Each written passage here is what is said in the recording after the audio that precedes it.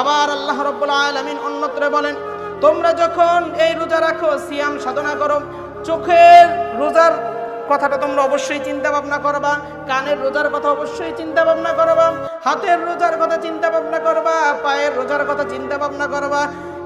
রাসূলুল্লাহ সাল্লাল্লাহু আলাইহি সাল্লাম এর বার্তা শুনে সাহাবারা জিজ্ঞেস করলেন, কিভাবে আবার হাতের রোজা, পায়ের রোজা, মুখে খালি থাকো পেট, হাত দিয়ে আবার কেমনে রোজা রাখবো? রাসূলুল্লাহ সাল্লাল্লাহু আলাইহি সাল্লাম বললেন, তুমি যদি বেগানা নারীর দিকে তাকাও তাহলে চোখের রোজা ছুটে যাবে। আস্তাগফিরুল্লাহ। যদি কান দিয়ে গান বাজনা শোনো, বাদ্য শোনো, কানের রোজা ছুটে যাবে। মুখ দিয়ে অন্যায়ভাবে অন্যকে তুমি যে গালিগালাজ করো, যে কোনোভাবে যদি গালিগালাজ করো তাহলে তোমার মুখের রোজা ছুটে যাবে। হাত দিয়ে যদি অন্যকে প্রহার করার চিন্তা ভাবনা করো তাহলে তোমার হাতের রোজা ছুটে যাবে।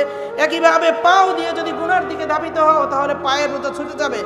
কথা বুঝে আসছে? আমার কথা বুঝেন আপনারা?